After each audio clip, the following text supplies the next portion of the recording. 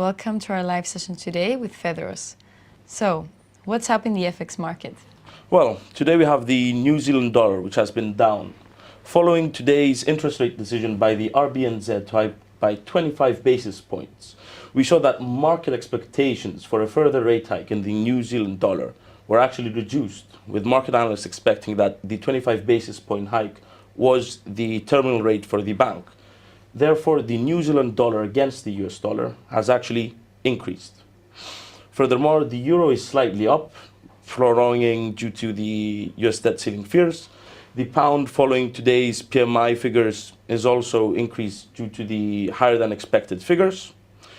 The Aussie is down, which is quite surprising following yesterday's financial releases, which would have expected the Aussie to appreciate against the dollar. And the US dollar against the Japanese yen is moving in a sideways motion.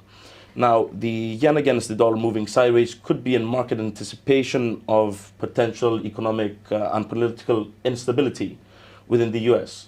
Therefore, we would expect that market traders are watching closely news developments in order to decide to which direction the pair should take. And how has gold price been reacting? Gold has also moved in a sideways motion, given the constant fears surrounding the debt ceiling. Gold is seen as a hedge in times of financial uncertainty and instability. Therefore, despite gold moving down for about 3 weeks in a row, it now appears to have stabilized. Yet we should note that gold is still under the 2,000 US dollar key psychological figure. Therefore, we would expect that in the event that the debt ceiling talks are prolonged, that gold may gain and break above the $2,000 key psychological barrier. Whereas if progress appears to be made, then we may see gold further weakening and continuing its downward trajectory for a 4th week in a row. How about US stock markets? Well, given the main news events, the US stock markets, the S&P 500, the Nasdaq 100, and the Dow Jones 30 have all decreased since yesterday. Despite having some form of consolidation, perhaps with some upwards movement, it now appears that that has been halted, given prolonged fears of a US default. And oil prices? Well, oil prices have been up, considering that the Qatari forum has been going on for the past few days.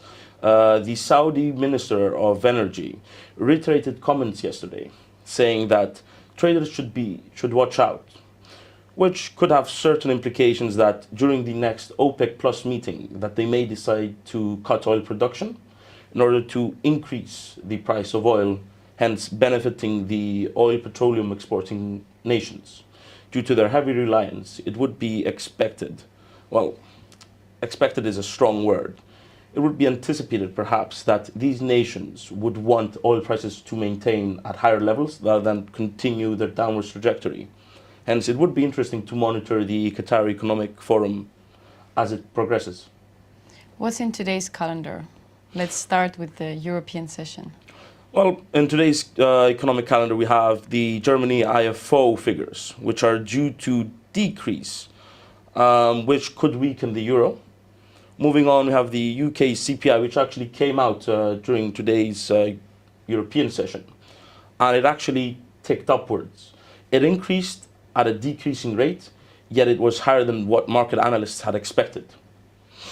And we also note that BOE Governor Bailey is due to speak today, which is surprising considering, well, not surprising, but we would anticipate to see his comments today, given what he stated yesterday about the Bank of England's failures to predict inflationary pressures in the UK economy.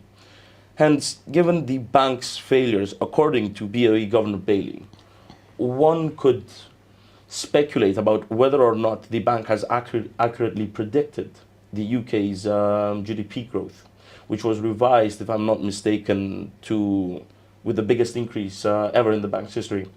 So it would be interesting to see what he has to say today.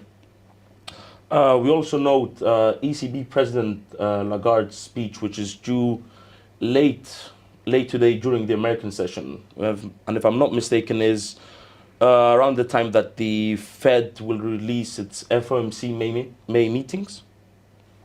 And how about the American session? Well, as I stated, the FOMC May meeting minutes will be the highlight of today's economic calendar. Considering recent statements by Fed policymakers that inflation still persists, yet some time may be needed to evaluate current economic stances. One could assume that the statements made by Fed policymakers in the past few days could be in order to prepare the market for a potential, perhaps slightly dovish FOMC May meeting minutes, where it could be indicated that there were more policymakers that were willing to stay on pause rather than hike. Yet, given the persisting inflation pressures in the US economy, it is unlikely that the bank will remain on hold, at least for now.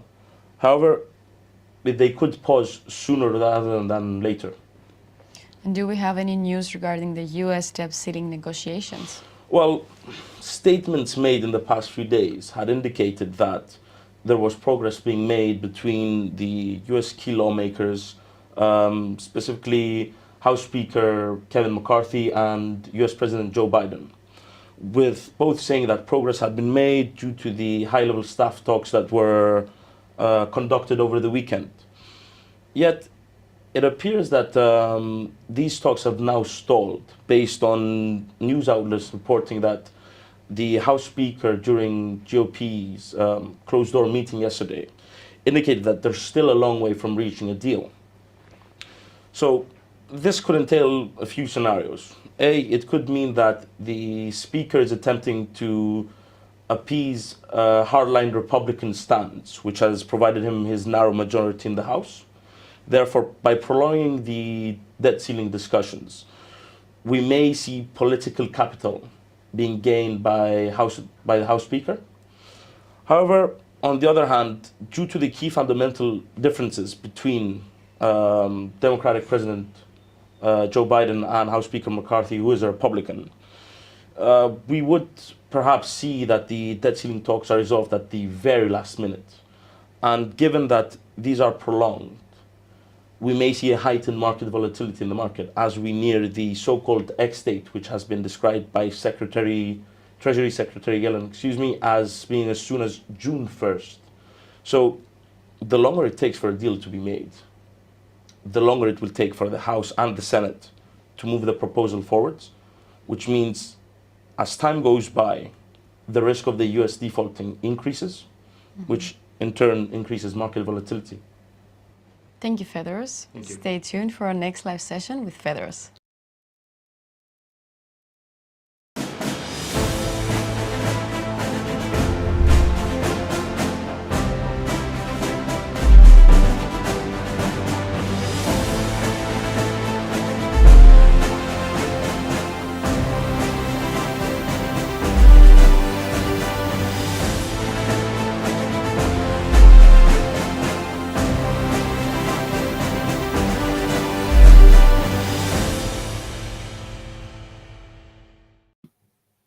Hello and welcome to another technical analysis. I am your host today, Fedros Pantelides, and today we're going to make a start with the Turkish lira.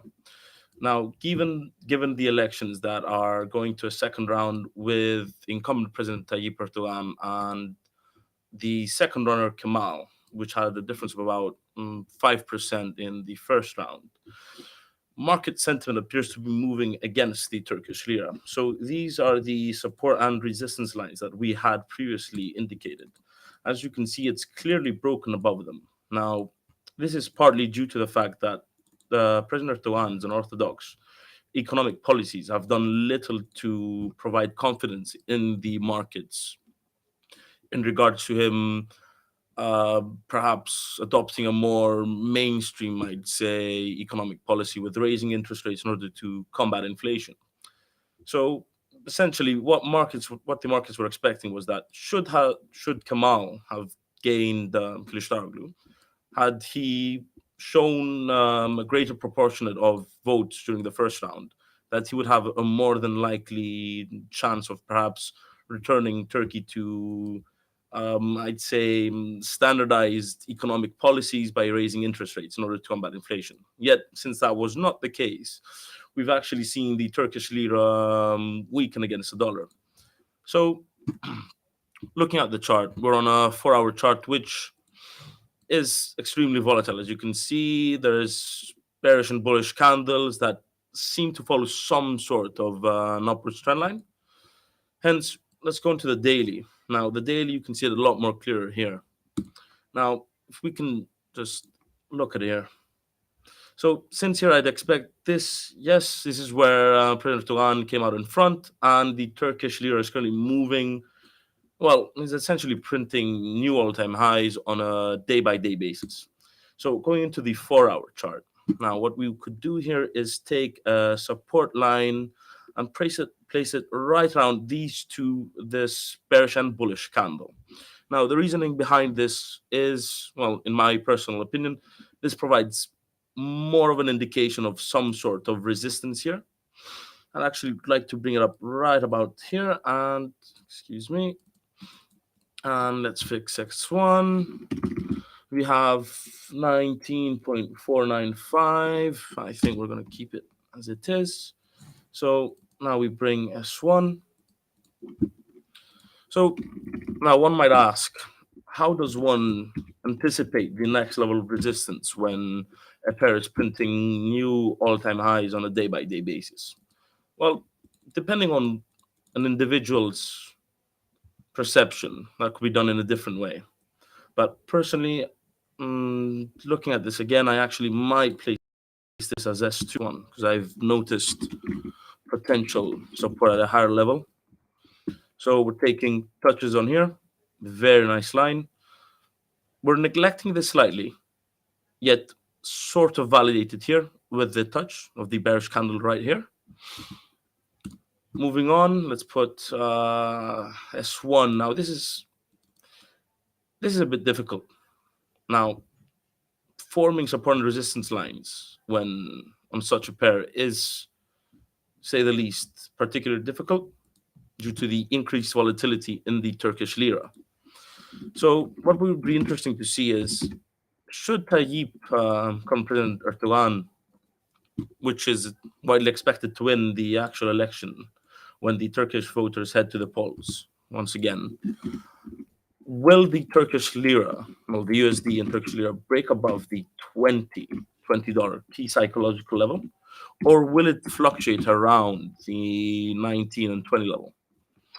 Personally, I would expect that if President Erdogan, who is widely expected to win, does also win the elections again, I would expect it to break the 20 barrier. Now, why is that? Is because the 20 barrier acts as a key key psychological level, and if it breaks that, well, the next possible target, we'll figure it out together. But we have S1 at 19.730, S2 at 19.945, and let's turn this into a color of red. So R1, 20 barrier. Now you might ask, why is our support and resistance levels so wide apart? Well, we have, as you can see, 233 pips. The reasoning behind this is that it's more likely that due to increased market volatility, that the Turkish lira will fluctuate much more. So we spread our support and resistance levels in order to accommodate potential fluctuations. For example, this bullish candle right here could have easily taken out S1 and S2 within a single swoop within a 4-hour period, as is our time frame currently. So what I would like to do, though, is measure the length, which is 232 pips, and let's reflect this above 232. It's a bit close to our 20 level, so we'll take the 232 from the 20 key psychological level and reflect it upwards. Think I right around here, 20.190. That I think personally would be a next level of resistance 2190. And that is our R2.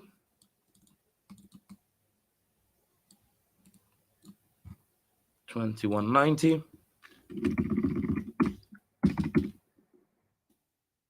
Excuse me, 2090, not 2190.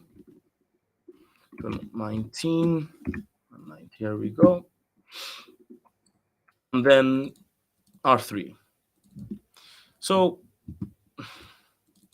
it's quite difficult. But let's say we take an estimation of approximately around 100 pips. 100 pips would bring it a bit too close. 150 just to be on the safe side. So 2346.4.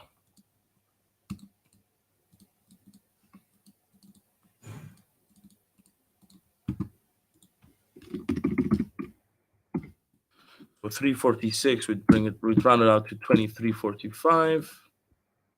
Now this could easily be broken within a 4-hour time frame. However,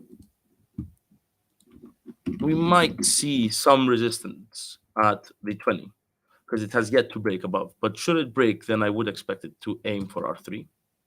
Yet, due to minor periods of consolidation, it could break above and then just slightly move higher until a market moving event occurs. So 2345, that's our R3. What I also note is the potential forming of an upward trend line. And this is nice. So we have our bullish block right here, bullish candle.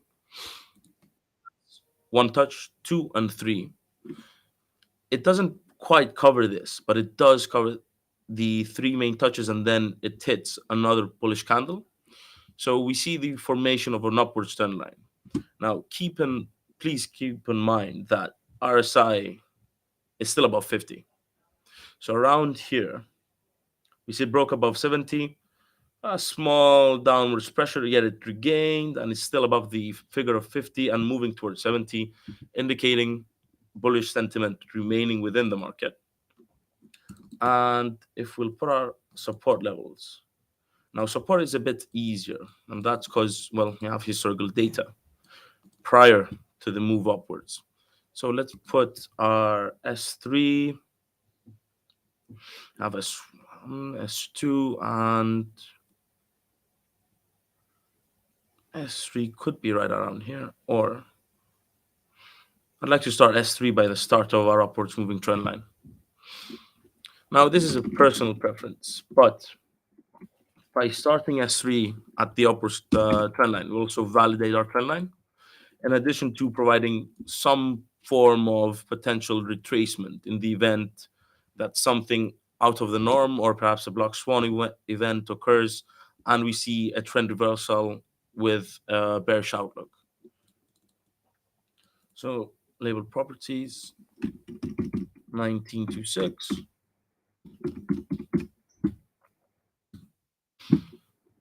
And this is the dollar against the Turkish lira.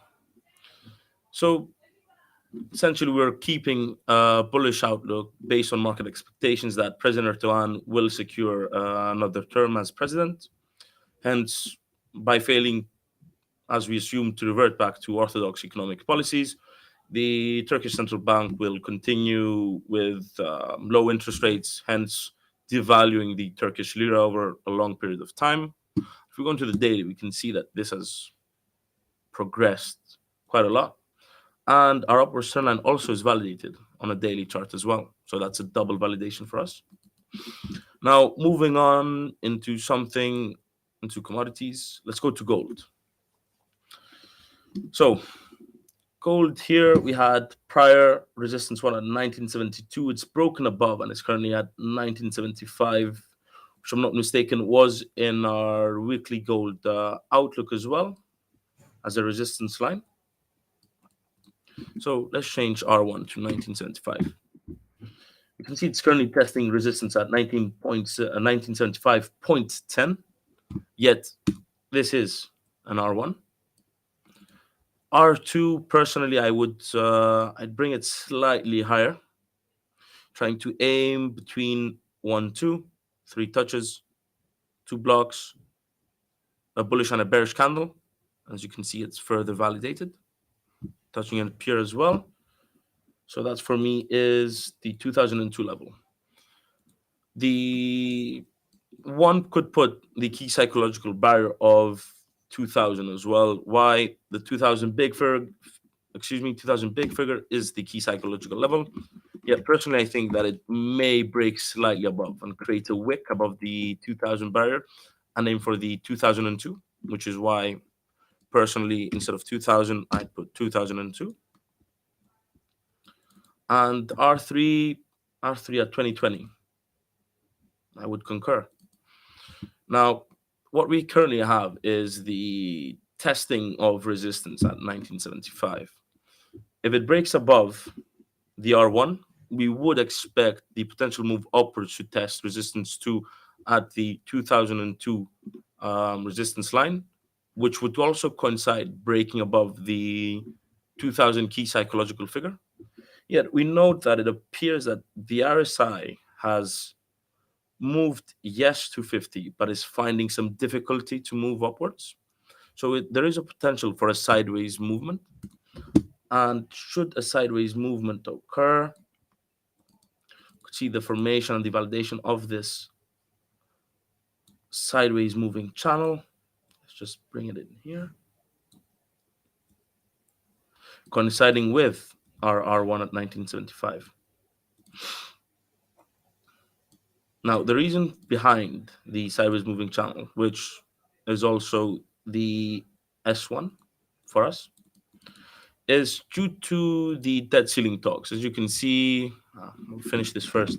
So, as the debt ceiling talks progressed, gold, which is considered to be a hedge against times of economic uncertainty, including the current political drama that exists in the US as we near the X date, as was mentioned before.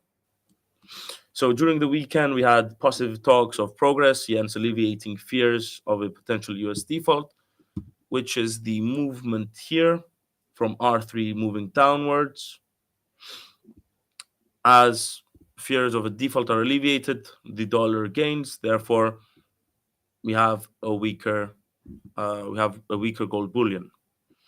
However, given recent events where House Speaker McCarthy said that they're not near a deal yet, and they have yet to find some common ground on key issues, which is the amount of spending on the military, increasing taxes, which is what President Joe Biden actually referred to and suggested in order to generate more revenue for the federal government. House Speaker McCarthy said no, and they're currently at odds as to how the government would reduce spending and increase government revenue, hence providing some temporary support for gold. And we're going to bring our S2, 1, 2, 3, and a fourth touch here. Slightly narrow, yes. Could break, but I think the distance that we have in between them could provide some support and is not necessarily too close. So we have 1935, this too. And let's just make sure that this is validated. So when we do change, we need to make sure. Going back historically, touches 1, 2, clear. And we can see that there is some form of support at this level.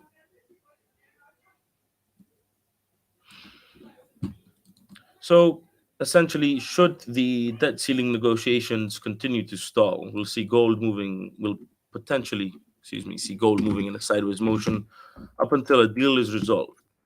Yet, should the sentiment sour, and when I say sour, I mean news reports or speeches by Kevin McCarthy and President Joe Biden, where they're still fundamentally at odds and it's much more difficult for them to find a deal, then we might see gold gaining. Excuse me, I'm going to put R1 at 1980. I think that's around here.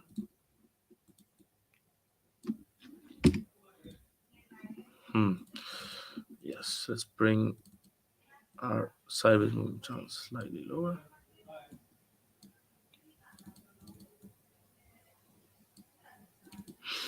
Beautiful. So it's coinciding with R1 and S1. So should it remain in a sideways channel, we'd expect it to fail to break above R1 and then potentially move around S1. I'd also point your attention to the Bollinger Bands, which have narrowed. And coinciding with S1 is the lower bound, midpoint, and we might see the upper Bollinger Band move slightly lower and continue to validate our sideways moving channel. S2 is at 1935, and S3 we have at 1935. Excuse me, no, 1935 is S2. S3 is at 1910. So gold being a hedge in times of financial uncertainty will probably move in a sideways motion as the markets and analysts await further information in regards to potential talks between the US leadership, legislative leadership. Yet, if I'm not mistaken, news outlets reported that there have been no planned talks between staff for today, which could increase market volatility and break above R1 and then move towards R2. So we see that gold is moving in a sideways motion, at least for now, as talks have stalled. Now let's see the pound against the dollar. For the pound, I would personally put S1 at the channel that was highlighted previously. Yeah, we could actually bring it slightly higher. So you'll see 1, 2 touches, 3, 4, and it is continued to be validated as a form of support. 1, 2, 3, 7, 7, 9. So we've got 1, 2, 3, 80. Now, upon the release of the UK's data today, the pound has gained slightly, yet we see some sort of weakening. Now, this could be in anticipation of the, excuse me, 1, 2, 3, 80. It could be in anticipation of the Fed's FOMC May meeting minutes, which are due during today's American session, late American session. So as we wait, we might see the dollar slightly gaining. However, we do note, as was stated before, that slightly dovish comments could imply that the May meeting minutes could indicate some sort of hesitation by Fed policymakers to continue their aggressive rate hiking path, perhaps remaining on hold, and that will remain to be seen. So we'll bring S2 at 1.228. And the reasoning is why is prior support to this level, to S1, at the 1.2346 level, I think would be too close to S1. So we see major support at 1.2280. So this for me would be S2. Yet I would like to see it touch like this. Now one might ask, why neglect this? Well, we have a touch here, second, third, fourth, fifth, and the sixth. I think this provides more substance in the forex market as support rather than just taking the previous swing low, for example. I'd like to see multiple touches validated with, I'd say, whole candles. So either bearish or bullish instead of just taking the wicks. I'd like to see touching the open or close of a candle. So bringing us to 222.85.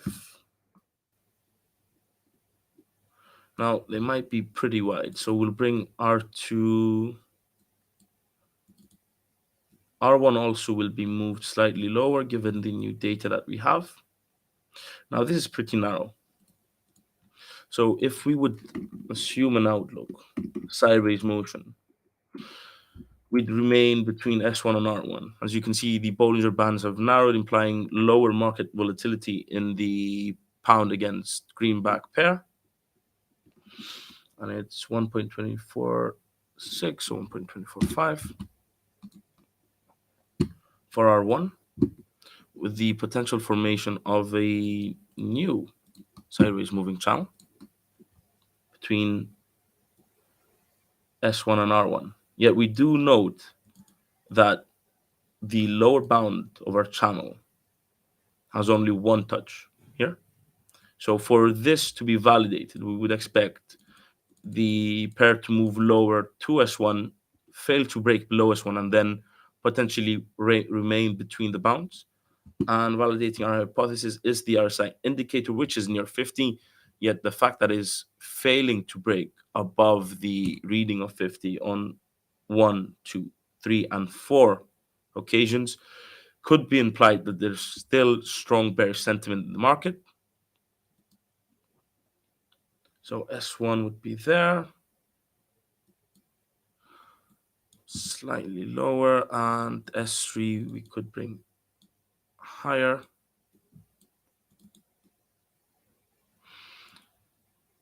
Personally, I would like to see S3 right about here. Once again, you can see a consolidation period here, validated once again here. So due to this consolidation where the market moved lower, I would expect that there is some form of support.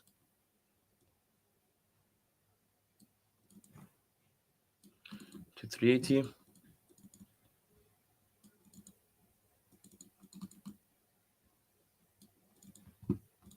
And S3.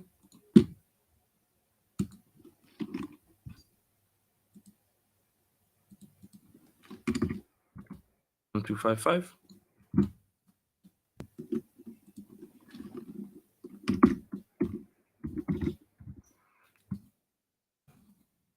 Now, considering there is quite a big gap. So we could even bring actually S3 slightly higher. Right around here. Personally, I think I'd rather stay with our S3. Now, S3 might be big, yet heightened market volatility could swing the pair in either market direction. Should the FOMC's meeting minutes indicate future rate hikes, we may see the dollar gaining. Therefore, S1 would be broken, followed by S2, and then move towards S3.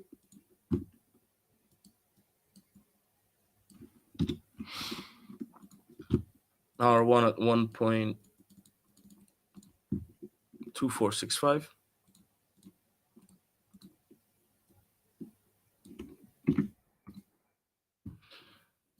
Personally, I would bring R2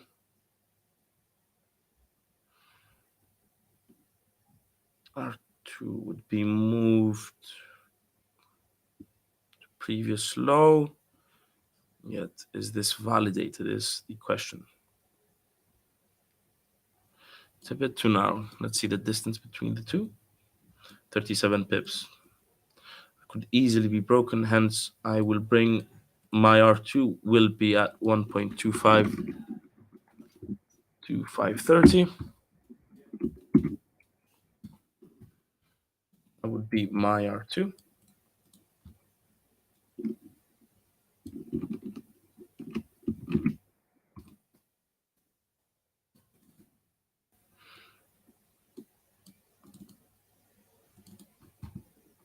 We also know that BOE Governor Bailey is due to speak today.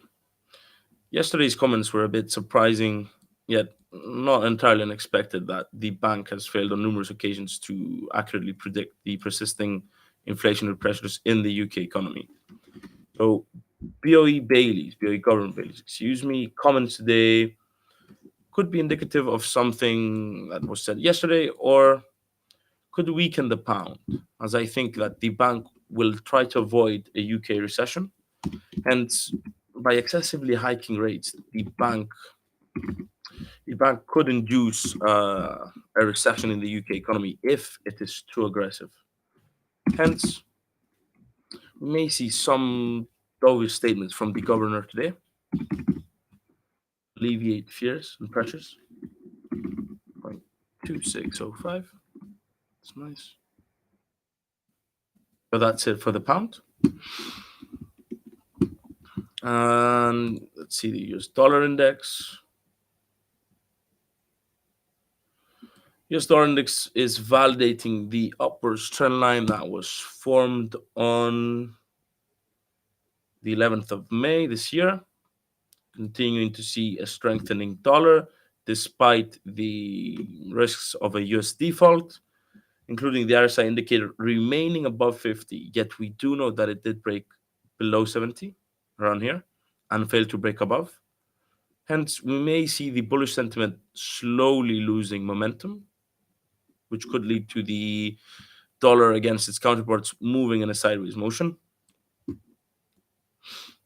Euro dollar, ECB President Christine Lagarde is due to speak today, but the bank has reiterated on multiple times that um, the ECB is willing to raise interest rates and hike by numerous basis points.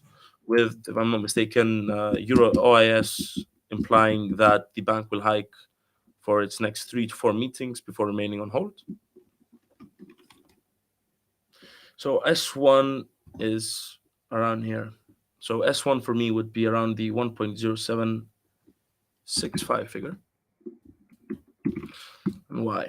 Well, the reasoning behind the S1 being placed here is not only that it failed to break below, is that it failed to break for a second time below the S1, and it's currently moving slightly higher.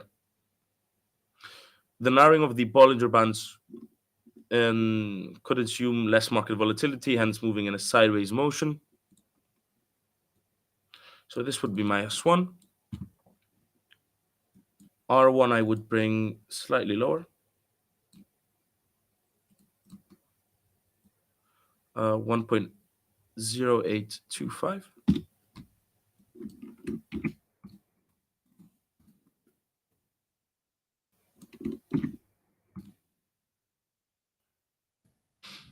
What would be interesting to see if President Lagarde's comments are more hawkish than usual, potentially hinting at a 50 basis point hike could strengthen the euro.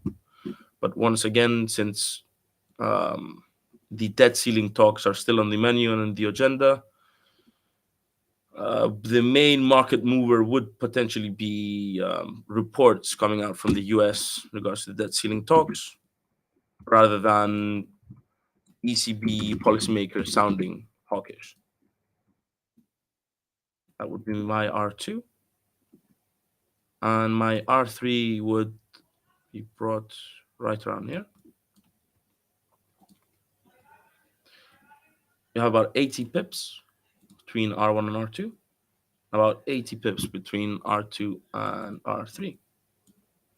And R3 would be at 1.0996, 0995. The outlook that we would have for the common currency against the dollar would be in an upwards motion. Despite the RSI indicator remaining below 50, we see that it bounced off the 30 level and is currently moving higher. In addition to failing to break below S1, yet the narrowing of the Bollinger Bands, as said before, could imply less market volatility and the potential for a sideways motion until the Fed's FOMC May meeting minutes and perhaps the ECB President Lagarde's statement today. And S2,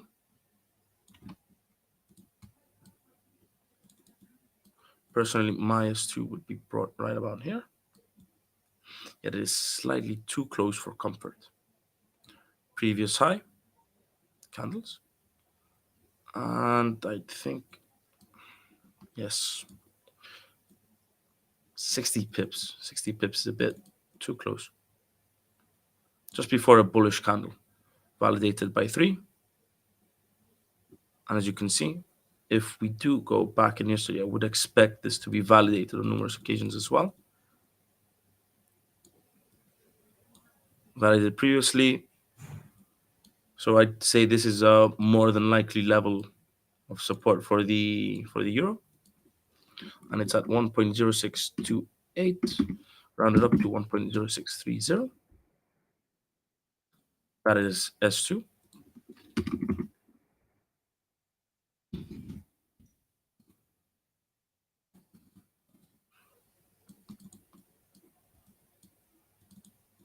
And S3 would be brought to a previous swing low.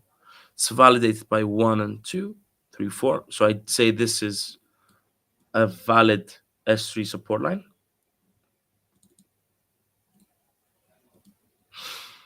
The problem between S1 and S2 that I'm noticing now is that there's too much of a gap in between them.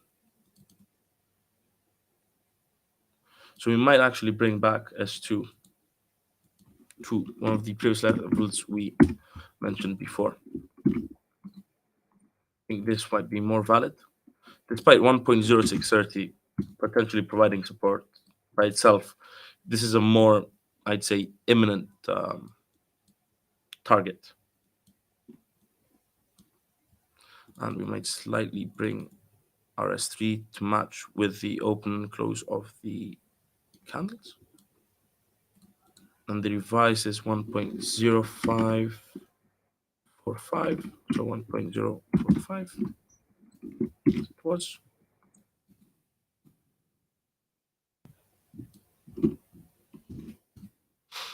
I think the last pair that we are going to look at for today would be oil. Oil, as you can see, has broken between our previous R1 resistance, now turned support.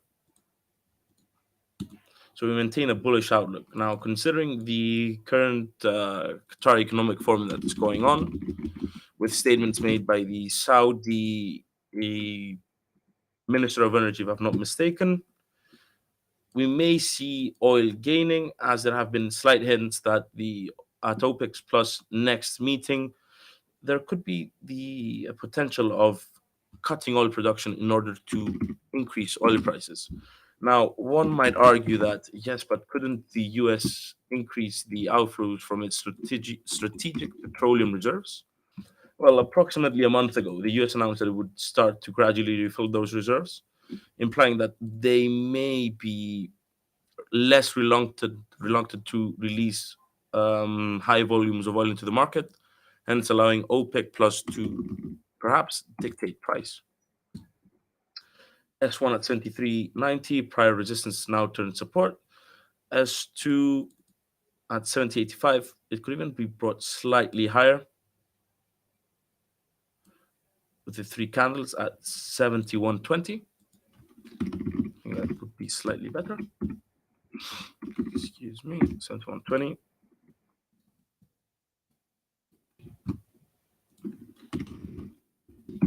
Now, what would be interesting to see if there are any further comments during the Qatar Economic Forum during this week. Potential hits at cutting oil output, or perhaps an increase in supply through other measures. Now, S3 would be brought at around 69.65.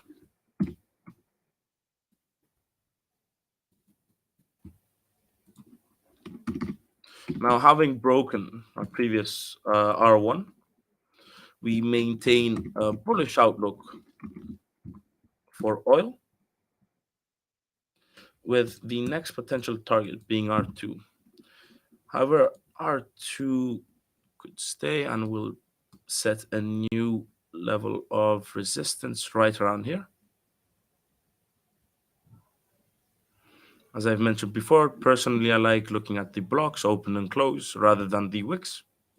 I feel that there's a bit more substance to them and perhaps more selling or buying pressure, depending on the direction of the commodity or pair.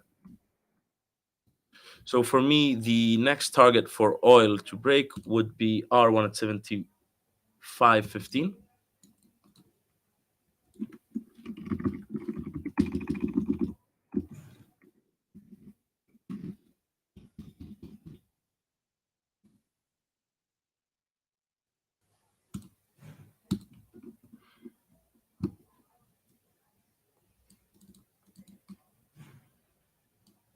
7680 could stay as our R2. And lastly, my R3 would be at 78.99. 79 big figure.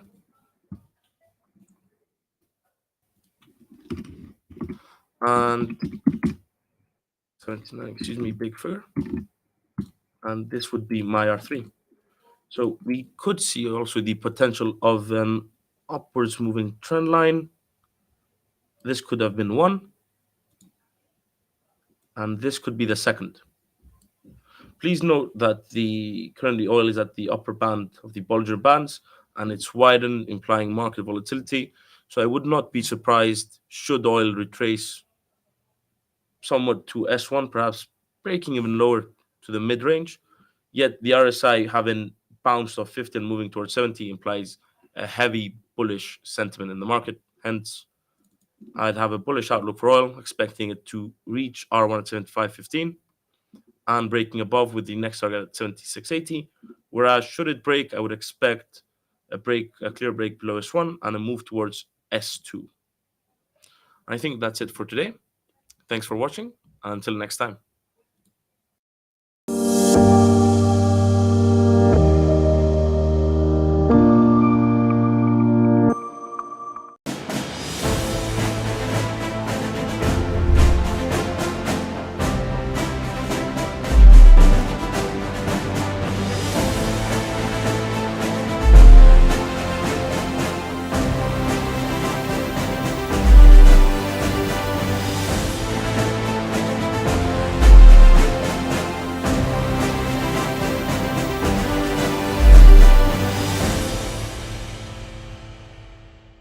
Hello and welcome to another of our great videos.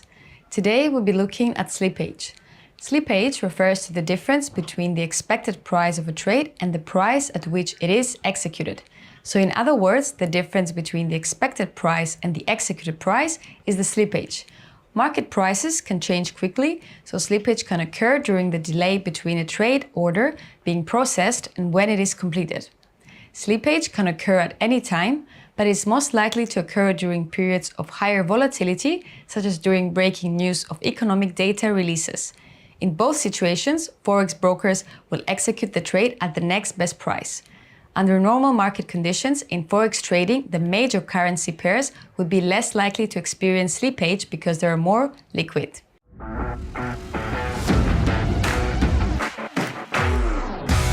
So, let's look at an example. For instance, you are trying to buy Euro USD with a price of 1.1050 and on your trading platform you see the price of 1.1050. You click buy as 1.1050 is the price that you want to execute your buy order at. You send your order to your broker over your internet connection. Once your broker receives the order, he needs to check that you have sufficient funds to cover the new order. From the communication transfer to data processing, the steps all create a delay.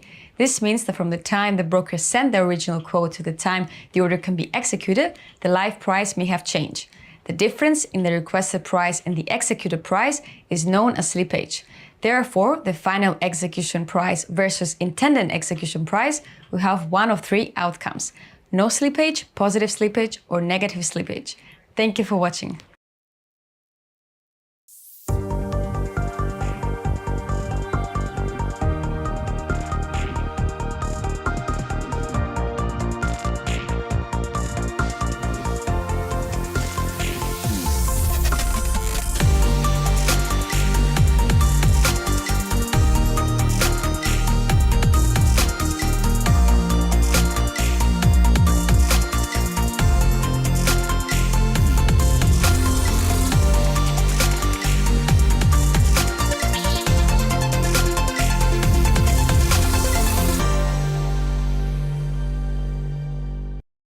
Welcome everyone to this webinar. Okay, so this is an IronFX webinar on fundamental trading strategy. This will be the part 2 of the series. Okay,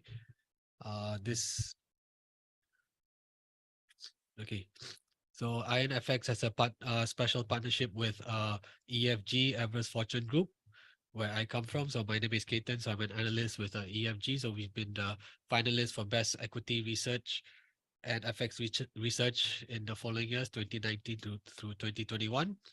So please, yeah, uh, okay, so this partnership gives you all the latest analysis and insights to FX and also for FX and commodities as well. So you can find out more about this through our VIP room, right? Okay, so how do we get to the IronFX VIP room?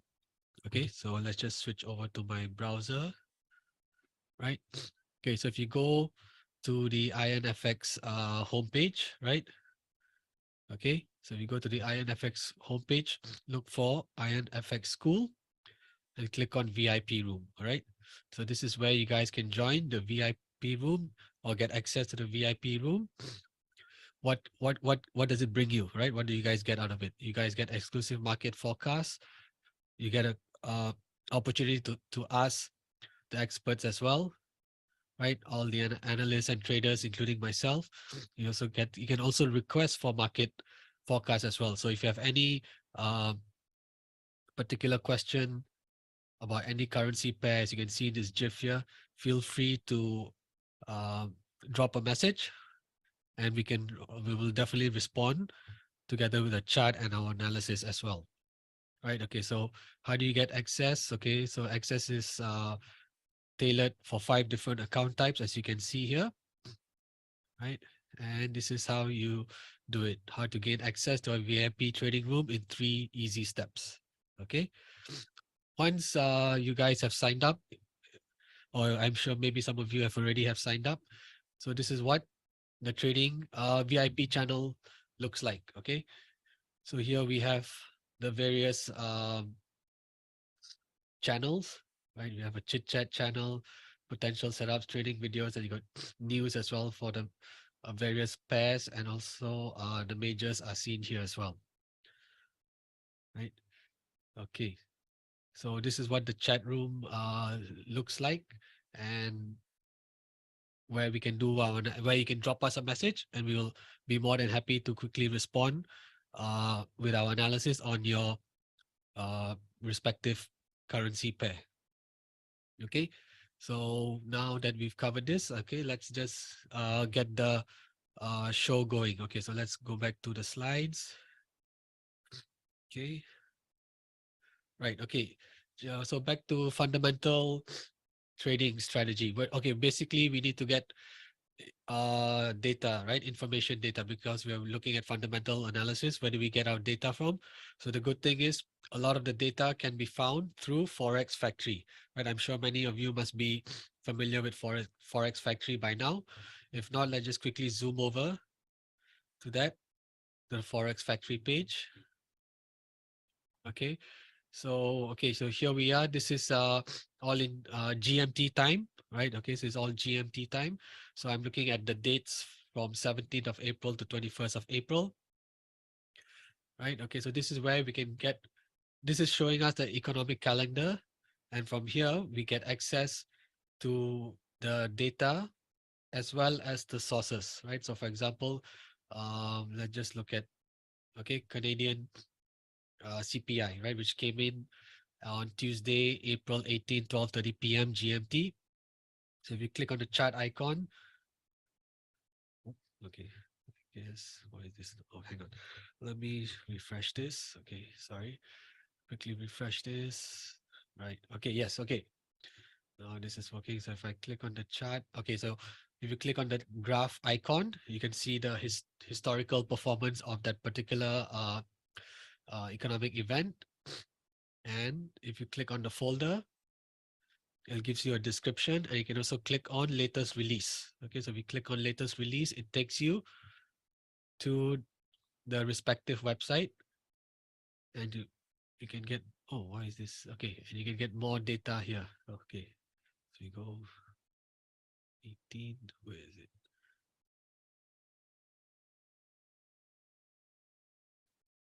Apologies, okay. Yeah, okay, so here we go. Sorry, so I just needed to go to major economic releases, click on the 18th, and then we can finally look at consumer price index, right? So this takes us to the press release and gives us in detail what Canadian CPI was at the headline level and core level.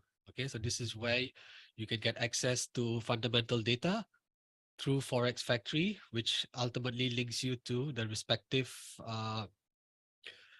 pages for that particular country and that particular data set. Okay, so now let's just, yeah, so this is the information resources. Okay, so before we continue, let's just do a quick recap. Okay, guys, if you have any questions regarding this recap, please feel free to drop a message, or if you like to revisit any of these items, please do let me know. Okay, so basically, when we look at fundamental trading for currencies, we have to look ultimately at what central banks are doing and what type of monetary policy actions they are carrying out. Okay, so basically, central banks conduct monetary policy by raising or cutting rates, right? And as we've seen over the past year and a bit more, major central banks all around the world have been raising interest rates in a battle to combat inflation. Another thing to take note of is also interventions, right? So what is intervention? This is when a major central bank steps into the open market to either prop up their currency if it's too low, or to try and reduce the value of their currency if they find it too high. So one example of this would be the Bank of Japan last year, right? Okay, so when the Federal Reserve started aggressively raising interest rates, the dollar rose strongly, the DXY index rose strongly, the dollar naturally also will rise. Well, the dollar started rising first strongly, which naturally pulls up the DXY as well, which is the dollar index. And of course, all the other major currency pairs against the US dollar started falling quite significantly. So because of this, the Japanese yen was getting over devalued, right? So the Bank of Japan had to step into the open market and buy the currency. So by doing this, they were propping up the value of the yen, and this is reflected in the price of the currency pair dollar yen. Right, so I think dollar yen hit as high as 152 last October, or 140, between 140 and 150. And after the BOJ started intervening in the open market, the dollar yen started pulling back quite significantly, right? Okay, so these are some things we need to take note of, and these are also some of the key economic data to watch out for: GDP, PMIs, employment report, inflation, which naturally takes over, which is taking the center seat now, and also government bond yields and the yield differential between the various um, countries, right? Okay, so let's just quickly. Okay, then. Okay, guys. Okay. Is there any questions on the recap? Okay, maybe I'll just cover. Right. Okay, maybe I'll just cover. I'll just go here and let's see. Okay, quickly cover bond yields. Okay, so we're talking about bond yield differential. So, for example, the benchmark bond yields that are commonly used are the 10-year bond yield. So if you type US 10Y into your trading platform or trading view, you'll get a result for United States 10-year government bond yields. Okay, so bond yields will react to what central banks are doing. So in a period where central banks are aggressively aggressively raising interest rates, you can expect bond yields to rise.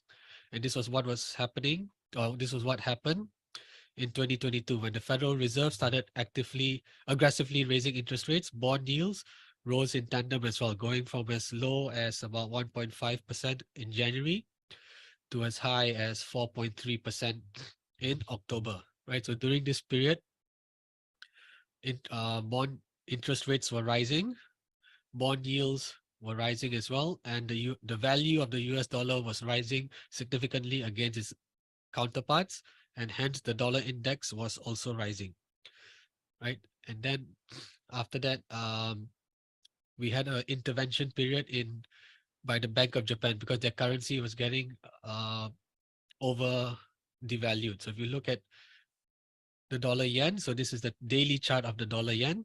So as you can see in January, it was as low as 110, 113, right? 110, 113. It went all the way as up as 152, right? And it was during this period, and October, early November, where the Bank of Japan intervened in the open market to prop up the value of the yen. So when they do that, the yen strengthens versus the US dollar, and that is why dollar yen started to fall, right?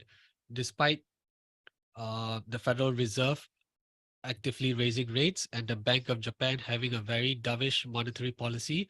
Remember, the Bank of Japan's interest rate is still a negative 0.1%.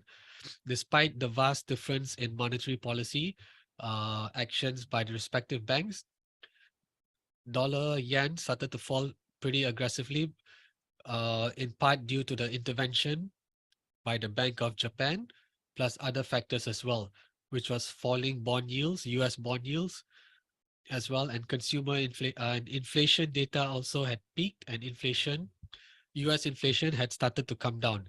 So when you have all these factors in place, it drove down the price of dollar yen. So once you understand the fundamental uh, background of what's happening by paying attention to news, by looking out for interventions, by looking at inflation data, you are able to form an overarching view of what is happening with a particular currency pair. So in this case, for the dollar yen, we had an intervention by the Bank of Japan in end of October, early November.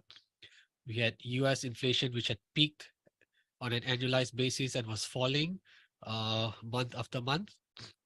And we also had bond yields, US bond yields, which were falling, right? So this is the chart of the US of the dollar yen. And if we were to look at bond differentials between the US and the Japanese government bond yields, we will be able to see a similar story as well. Okay, so if we go to TradingView and we search for US 10Y, which I told you, which is bond yields, right? So as you can see here, this is the daily chart of the US 10-year bond yield. So it peaked at about 4.3% in October, third week of October, and it moved, it fell pretty significantly during all the way till December.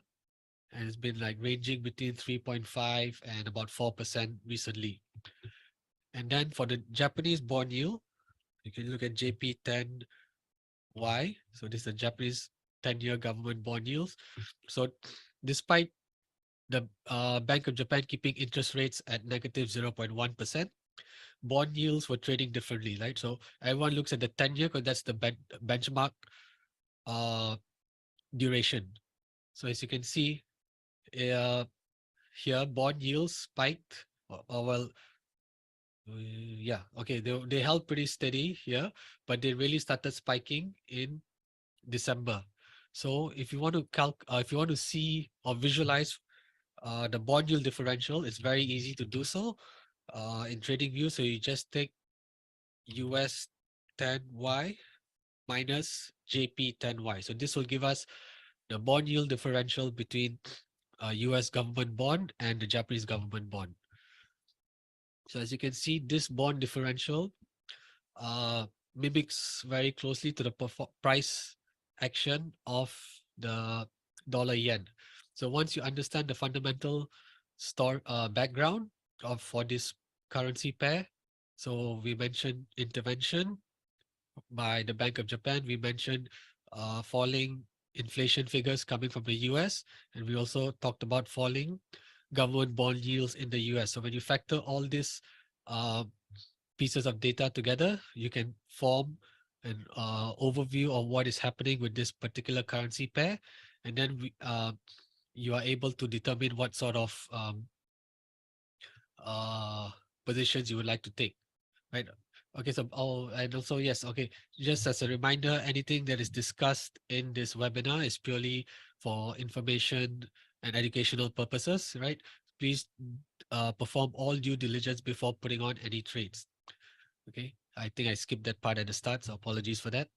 Okay, so as we mentioned, once we know what's happening at a fundamental level between the US dollar and Japanese yen, we'll be looking to short the dollar yen. So if I go back to dollar yen here, this is the daily chart. You'll be looking to short the daily yen, the dollar yen based on uh, using technical analysis. So once the fundamental uh, analysis has been done, we move on to TA, technical analysis, and then using that, we would identify short positions in this pair. So this is a daily chart, but naturally we can scale down to the 4-hour chart and 1-hour chart, right, to identify suitable entry and exit positions, right? So this is how we combine the fundamental data and use TA to identify entry and exit points. Okay, so let's just okay. Okay. Just this is just a quick going back to the slides, just a quick list of the major central banks around the world and their abbreviations, right? So we have the Federal Reserve, which is the Fed, ECB, European Central Bank, BOJ, SNB, Bank of England, Bank of Canada, RBA, RBNZ. Okay, I'm sure all you guys will be familiar with this. So we can quickly skip through this. Okay, the dollar index. Okay, so how did the dollar index come about? Just a quick review of this. So this was in 1973 when the Bretton Woods Agreement was dissolved, right? So the US was pegged to the price, the value of the US dollar was pegged to the value of gold, and all the other global currencies were pegged to the value of the US dollar. But now in 1973, the agreement was dissolved and the dollar index was created with a base set at 100. And these are the components of the dollar index, right? So at that, so we had the euro, Japanese yen, pound sterling, Canadian dollar, Swedish krona, Swiss franc. So as you can see, the weightage has not changed since then. So the euro constitutes 57% of the basket, followed by 13% for the yen, 12% for the pound sterling, and so on and so forth. So what this tells us is if the dollar index is rising or falling, then it's very likely that the euro will have an opposite reaction in price, since it's making up more than 50% of the basket. So if you see the dollar index rising aggressively, it is natural. It is definitely going to reflect in the price of the euro, which will be falling, and vice versa. So this is why you will see the most impact on the euro versus the other currency pairs, right? So maybe Japanese yen may not move as much in relation, but because of the euro has a much larger weightage, so the dollar index is would have a major impact on the price of the euro. Okay, right. Okay, so going back to inflation. So last week we had data from the US, right? We had PPI and CPI data, which were released last week. And prior to that, we also had ISM PMI prices released. So ISM is the Institute for Supply and Management in the US, right? It measures the manufacturing and services activity of the US. So there are many sub components in that index, and one of them is prices. Okay, so ISM data is usually released 1 week ahead of inflation data in the US. So what we see here in this chart is the blue line depicts CPI year over year, so which is annualized headline CPI readings, versus the red line, which is the ISM prices average. So because I said ISM surveys have two components, or because it measures activity in two different sectors, manufacturing and services, it takes the average of the prices sub-index in each of those categories, right? So what you see, the red line is the average price uh, price index in between the services and manufacturing sectors of the US. So you can see clearly that the red line leads the blue line. So what this tells us is that ISM PMI prices, the average of it, tends to lead CPI prices over a pretty long duration, right? So this starts in 2023.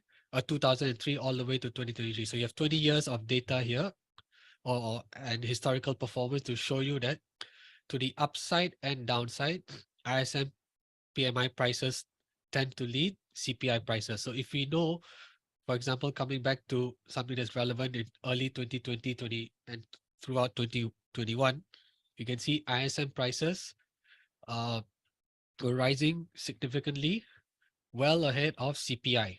Okay, it's important to note that both of these data are released on a monthly basis, right? Unfortunately, it's not as fast as we would like the data, the official data to be released, but it is still a very good proxy to determine how quickly uh, US overall headline inflation, US data will rise as well. So ISM rose pretty strongly, and then after I would say 2 to 3 month lag, CPI data also started to rise quite significantly. And it's very obvious here in the chart. You can see that ISM prices peaked first and started heading down, and then 1 to 2 months later, headline CPI peaked, and then it followed suit. So when you can see this fundamental data changing or turning, so basically this is a turning point. This happened in the second half of 2022. So ISM prices average were already telling us that inflation on an annualized basis is about to drop. And this is reflected in bond yields and the price of the dollar index. So this is when the dollar started to weaken against majority of its pairs. So this is where you would be looking not to go long for the majors, but you'll be looking to go short in favor of the counterparty, right? So this is when you would see would be the topping point of the dollar index, and hence with the dollar index falling, you would expect the euro and the pound to rise, right? Okay, so basically, pound dollar will fall, euro dollar will fall, right? Oh, sorry, my bad. Okay, when just to recap. So in this period, with inflation rising, dollar index was rising. So euro dollar, pound dollar were falling in this scenario, right? And dollar yen was rising on the upward movement. And when inflation peaked and started falling, led by ISM PMI prices, the dollar index peaked and started falling, and hence the euro dollar and pound dollar bottom and started rising, while the dollar yen peaked and started falling, right?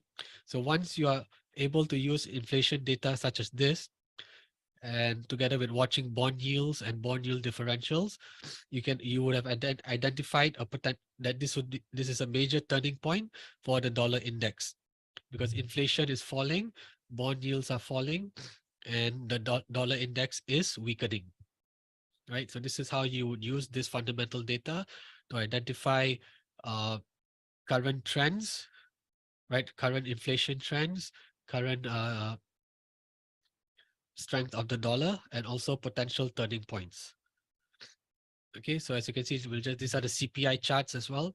So you can see here we have headline CPI in dark brown or dark red, and we have core CPI in a lighter shade. So you can see headline CPI has peaked and come down pretty strongly, whereas core CPI still remains relatively sticky. So if you see in the news headlines about inflation being sticky, or core CPI inflation being sticky, what they mean is that it is actually uh, consolidating at a certain level and is not falling as fast. So despite peaking a bit later, core CPI is now actually pretty flat and is not falling as quickly as headline CPI. So that's what they mean by sticky CPI. Okay, so the core is all items less food and energy. So what is the core CPI made up of? Okay, the core CPI is primarily made up of shelter and services components. So shelter means your home prices, your rental prices. So these components are not falling as quickly as they should, and services also are not falling. So if you look at the ISM PMI surveys for manufacturing and services, you can see the services sector is running pretty strongly in the US.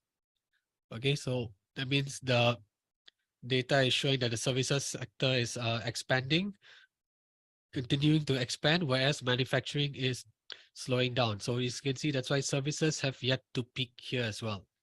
So when demand is strong when services activity remains strong, that means demand is strong. So hence we don't expect prices related to services activities to fall or to peak. So it's very obvious we don't see it here.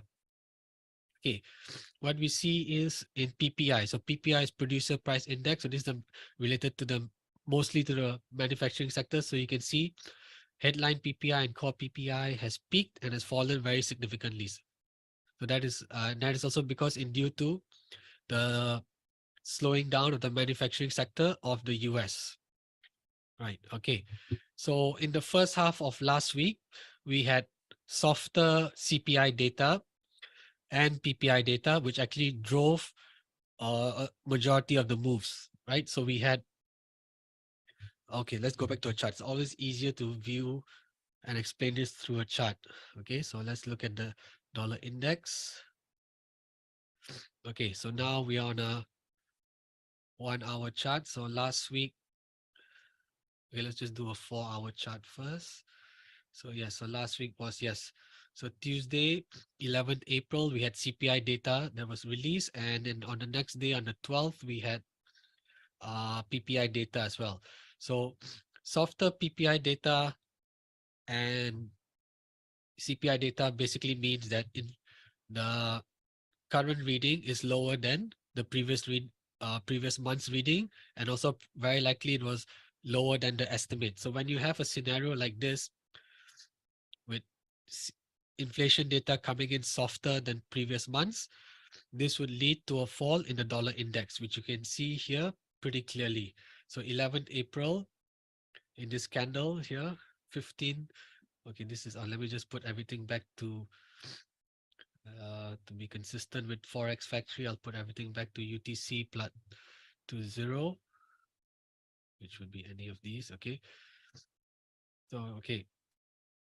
So in this 4 hour candle, you could see this was the period where CPI data was released. It came in softer than expected and price went down. So basically, ISM prices were telling us that CPI data is likely to come in softer.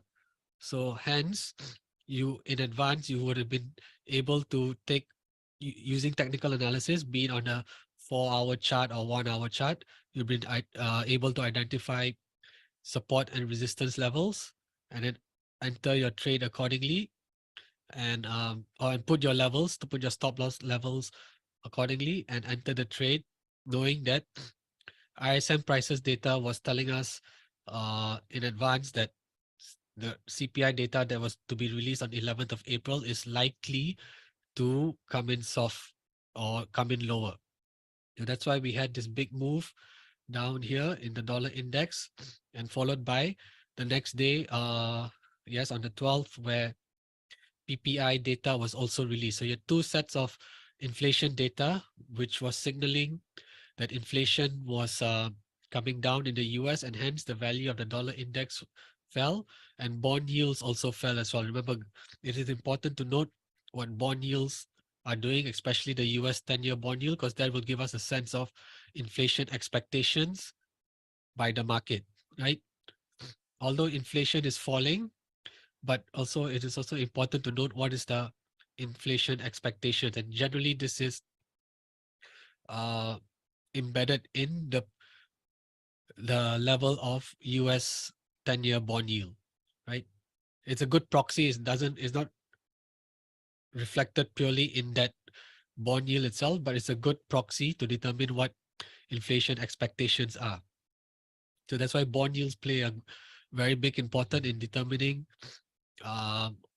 overall currency pair movement. So look at bond yields, the 10-year bond yield for each of the major currencies, right? And also look at the bond yield differential between the currency pair that you're interested in, right? And I've showed you how to um, to look at a bond yield differential in TradingView, right? It's very simple. Just look for the ticker and just use. So if it's dollar yen, right? Dollar yen, you will take the US 10-year minus JP 10Y. And if it's Euro US, you would look at EU 10Y minus US 10Y, right? And for the pound, okay, let's just look for the pound. UK is it GP? Hang on. P. Yeah, so it is GP10. Okay, so GP10Y minus US 10Y, right? What happened? Do I not? Oh, sorry, I didn't put in the minus. Hang on. Minus, yes, okay. So yes, so this is how you calculate, or well, not calculate, but this is how you would plot bond yield differentials. Okay, so going back to the dollar index. Okay, so as you can see, and it's also important to have to do a top-down analysis, because when you look at the daily chart on the dollar index, you can see that 100.82 is a very important support level. Now, why do I say that? Because after dollar peaked in September, the dollar index peaked in September, it ranged between, what is this, 110 and about 113 over a month or so before it started pulling back aggressively.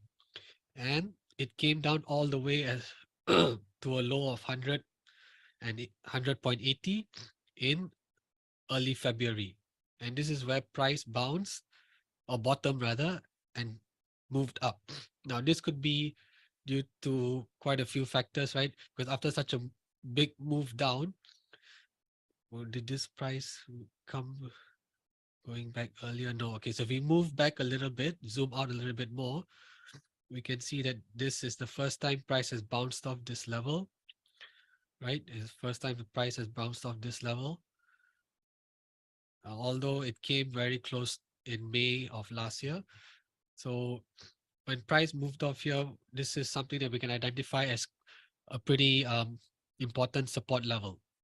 Okay, so on a daily chart, uh, it's important to zoom out to identify important overlapping support and resistance levels, so that we can understand what happens when price comes very close to these major points. So over here, it could be a combination of profit taking as well, right? So after a big move in the dollar index, people were short the dollar. To realize your positions, you had to actually buy. Uh, you have to buy to close out your trade. So whether you were uh, long, okay, whether you're short dollar yen, for example, if you're short dollar yen, you would be buying the yen. Sorry, you'll be closing out the trade by uh, selling yen and buying the dollar, right? And conversely, you would be, if you were long euro pound and long, euro dollar and pound dollar,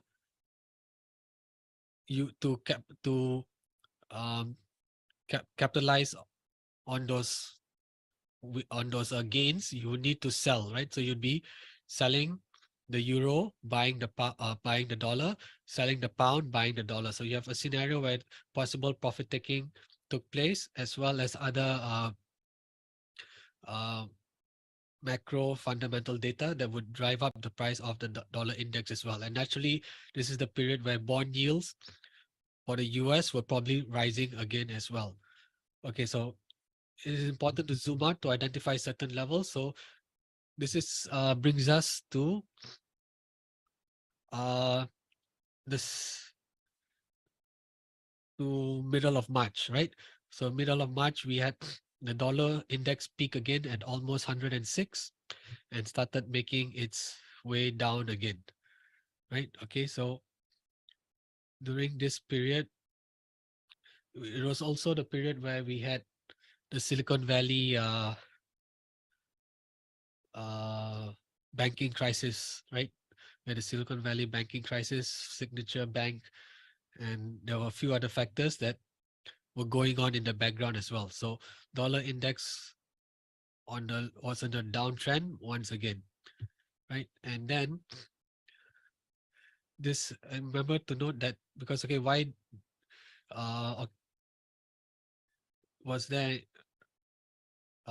this level to keep out on? Okay, there were also several other levels, so you can see here as well at about 101.5. You can see here that on a daily chart, price had actually price action had actually respected this level here, as you can see. So even in the towards the end of January, price somewhat bounced off 101.5 on a few occasions. We had here on the 18th, also on the 23rd of January, also here 25th and 26th. So you can see price had relatively bounced off here a couple of times. So this would also have been a potential support level that you can identify.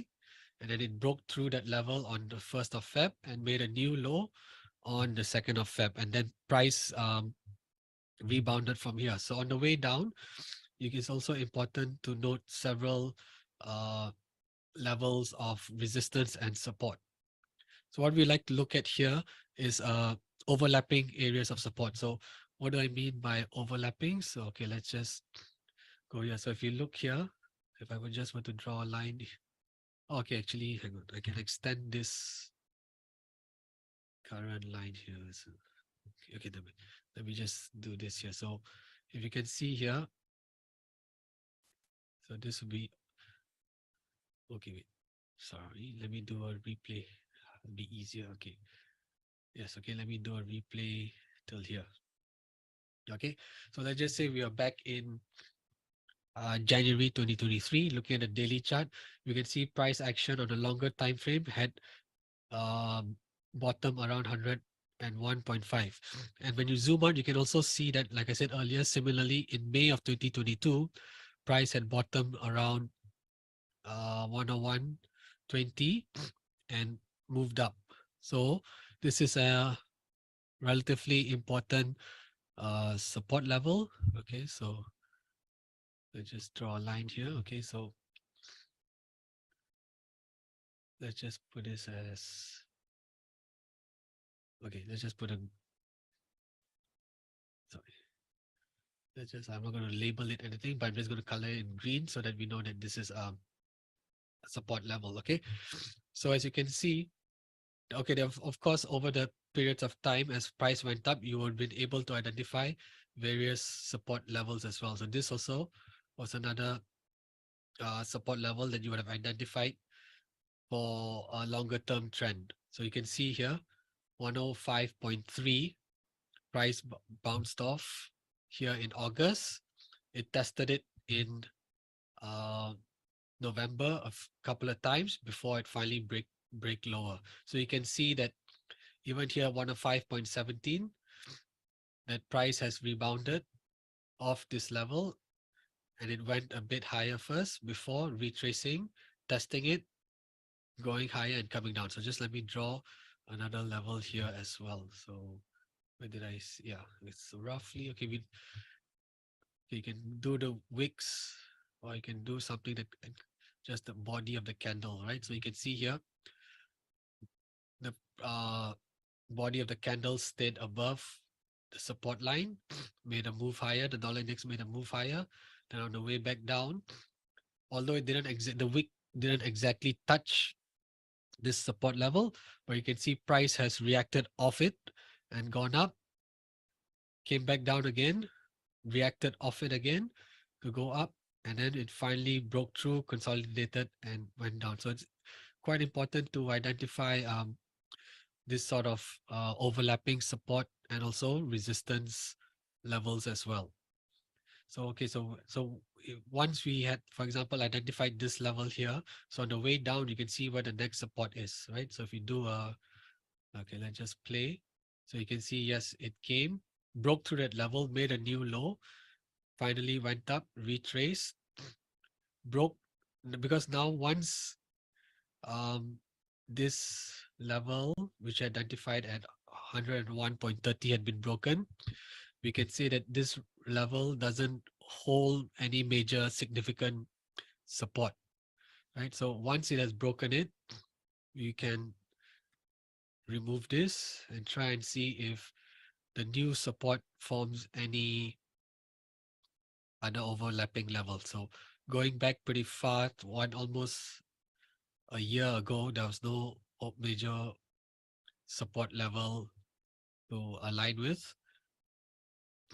But you can see here as time, uh, as we come into April, you can see that price has reflected this level quite strongly, right?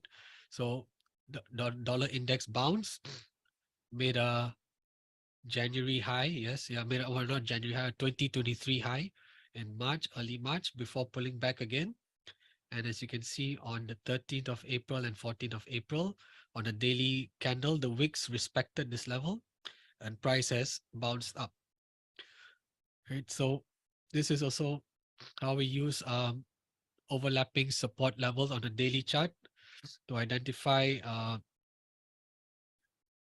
important support and resistance levels and to see whether price is respecting these levels, or are they breaking through them, right? Are they reacting in a way that they bounce off the support and resistance, or are they actually breaking through the support and resistance? Okay, so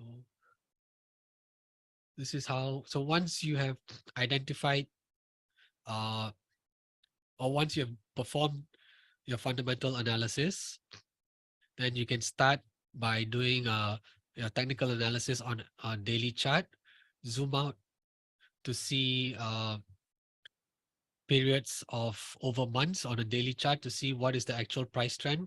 Are we in a bull market for the dollar index? Are we in a bear market for the dollar index? And then try to identify various support and resistance levels. Okay, so let's go back to something uh, more up to speed, so more current, right? Okay, so as you can see, that is why we have set this level here, 100.80 as a major support. And by also using Fibonacci, we took the high of 8th of March to the low of 14th of April to do a Fibonacci retracement. And from here, we can see that the first level of resistance would probably come in about 23.6%, right? So after making this low here in middle of April, sorry, we would expect price, if price were to bounce off this level and come back, we would expect it to at least retest 23.6% Fibonacci. So let's zoom in now into the 4-hour chart, right? So if you look at the 4-hour chart, so on 13, 14 April, price bottomed at this major support, which was identified earlier. It bounced up.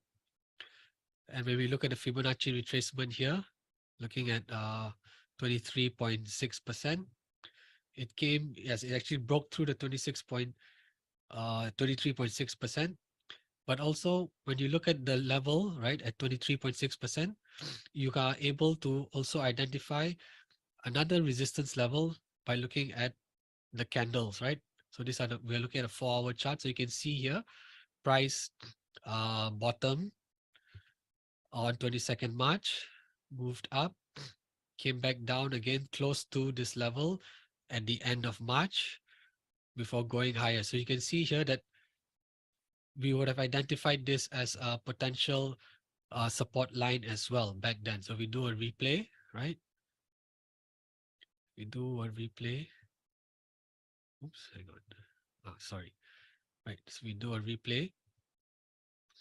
So after seeing that price had bounced around this level, it came up and started trending lower. You could see that, okay, you would have put a support level here. You could do it right at the bottom of the wick, or yeah, maybe yeah, at that point in time, you would have put it right at the bottom of the wick. Okay. And then we could see that price respected this.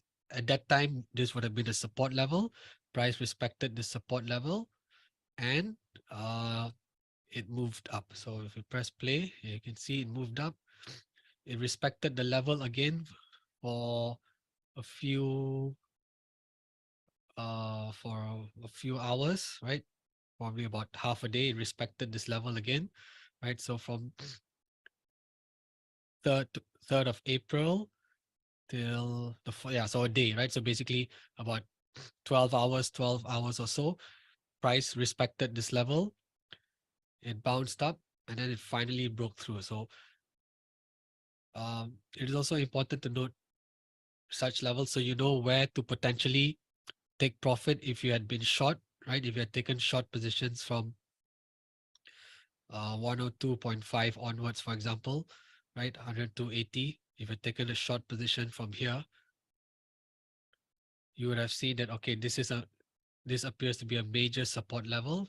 So I'll be looking to close out my shorts around close to this level. Okay.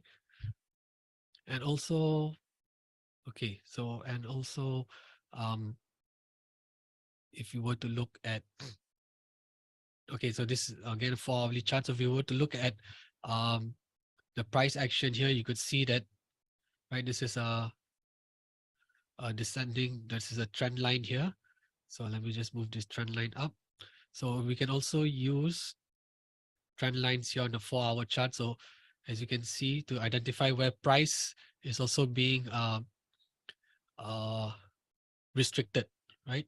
So we can also use a downward um, trend line here. So initially looking at the 4-hour chart, you would have seen that, okay, price is respecting it. So you would have been, you would have been plotting this line here, right? So as you can see, as price came back down, you had big wicks up as well, but price didn't really actually break through this trend line, right?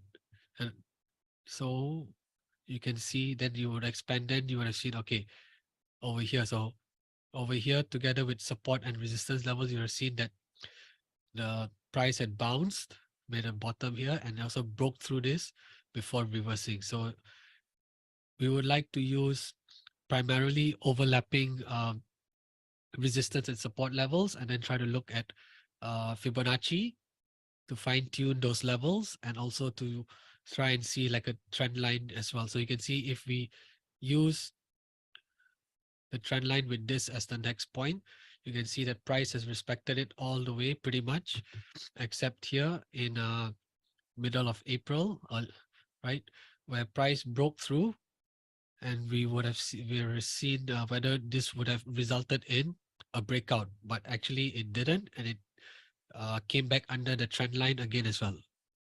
Is there, oh, sorry, there's a question by Joe. Yeah, is there a recording for this webinar?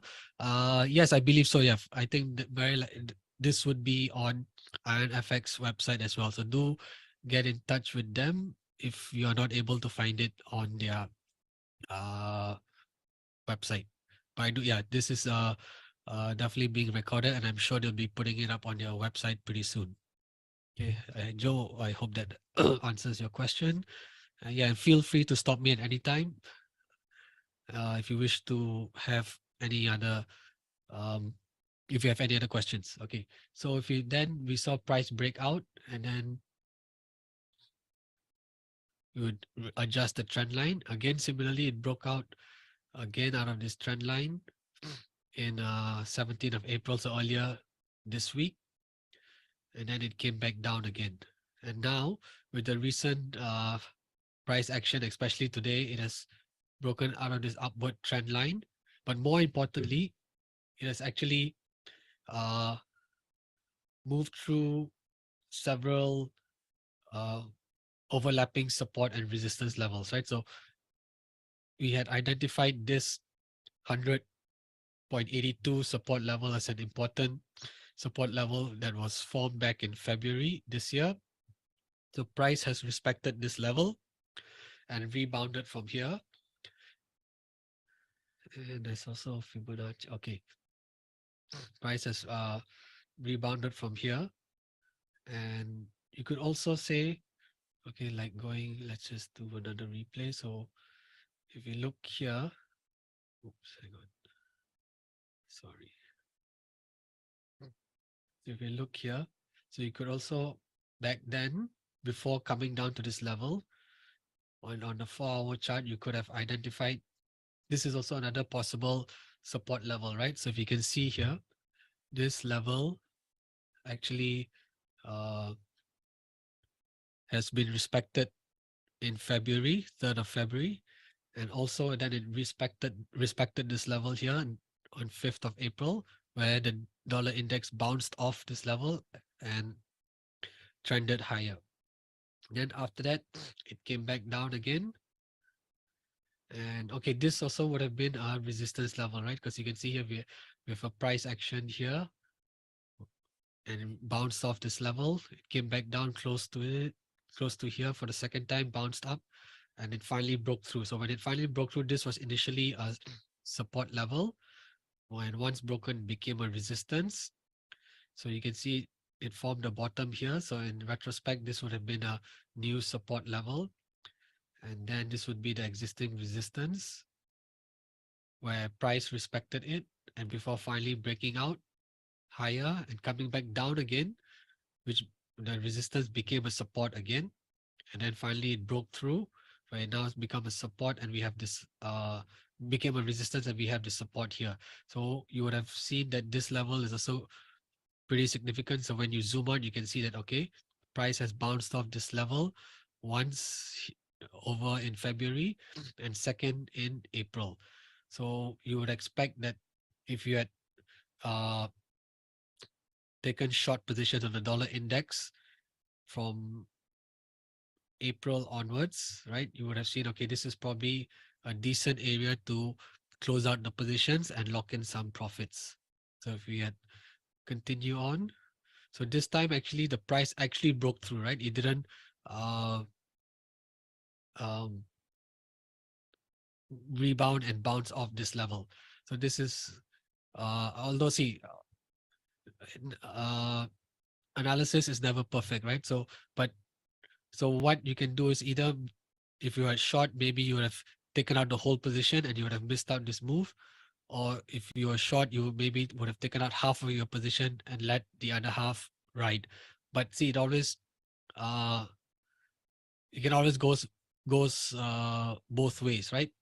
You could have an instant. This was the instant where price actually broke through the support and made even made a further low, or you could have instances where price would have rebounded from this level, and you would have been the price would have been going against you, right? So it's important to note the support and resistance levels, and no action is ever perfect, right? Whenever you've done, no matter how much fundamental analysis and technical analysis we perform and we identify support and resistance levels, uh we can never it is we can never get the perfect execution for trades, right? Whether be it on the entry or the exit. But we have to we have to analyze, perform an analysis in such a manner that we can maximize our returns, right? We need to identify high probability setups and high probability entry and exit points. Okay. So if price broke through this level, right, as we saw on 13 April, now you could see, okay, this is a big move through. You could have, we could have potentially, in retrospect, say, taken a short position here at about 100 and 130 with a stop loss probably just above the new resistance level, right? This would have been a resistance level.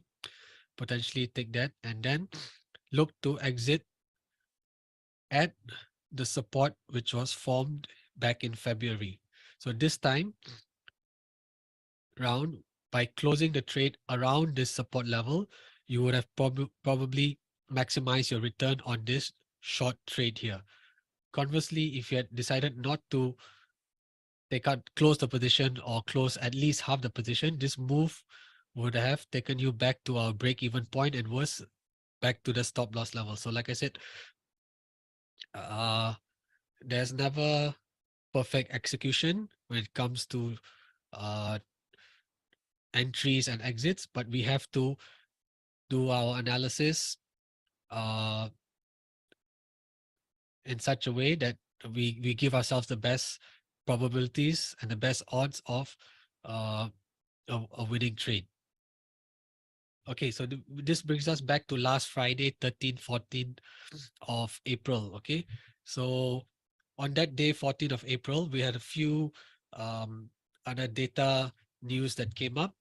Okay, so we had US retail sales and we had bank earnings, right? There's three of the major big banks were reporting earnings that day as well. And we also had University of Michigan Consumer Sentiment Index survey out as well. Okay, so US retail sales. Okay, so for the last 2 months, so on February 14, April 14, sorry, data for March was released, which showed that retail sales fell 1% on a monthly basis, following a negative 0.2%. So when retail sales falls, we can assume that the consumer is spending less. So if the consumer is spending less, demand is falling. So hence prices should remain stable, or prices for goods and services could probably even drop. So this is actually good news on the inflation front, but actually price reacted very differently to what you expect, to what was in the data, because actually the devil was in the details, where core retail sales, which this one only excludes auto, but there's another subcomponent that excludes auto and gasoline that didn't fall as much. So what uh, market participants inferred was that core retail spending is still relatively strong, together with strong earnings from banks. Okay, so banks, the three biggest banks to report on Friday were JP Morgan, Citigroup, and Wells Fargo.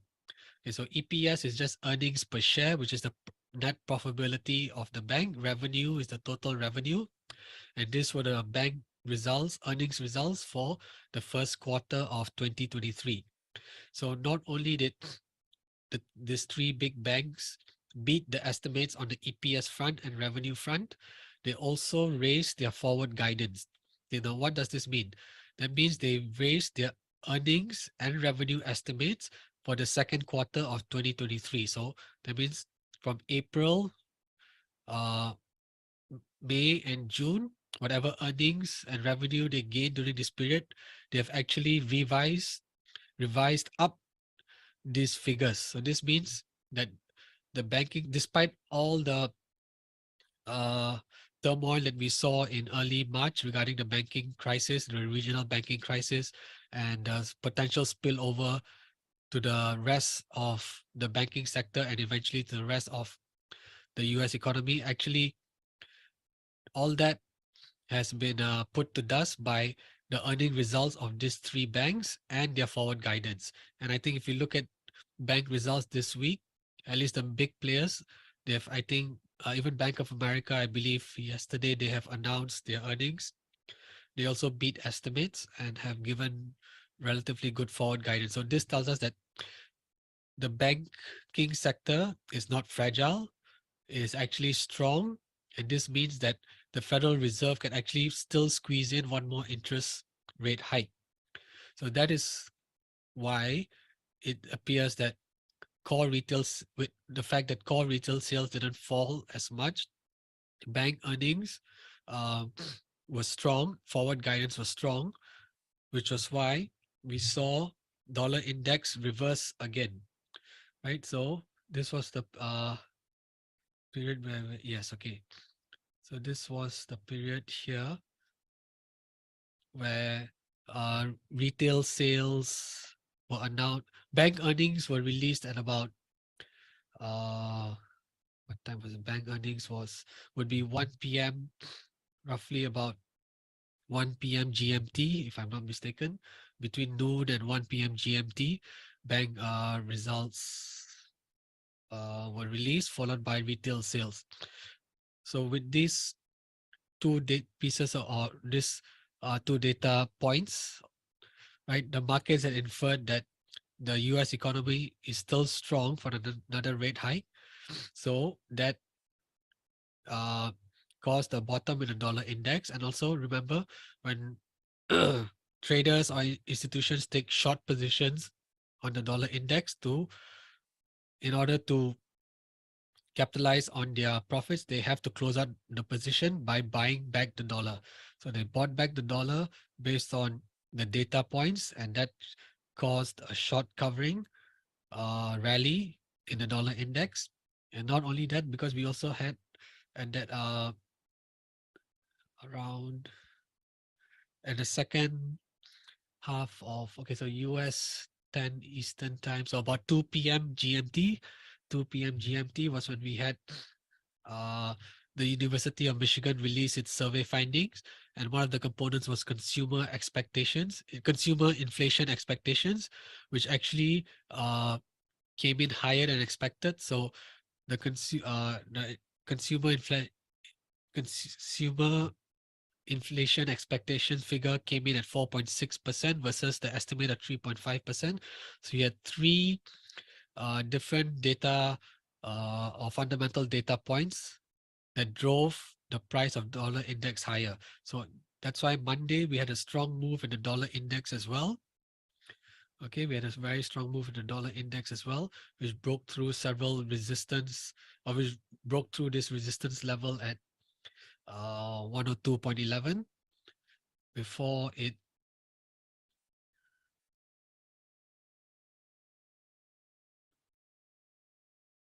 so it broke through not only the horizontal overhead resistance levels, but also broke through this downtrend line, and then it came back down again.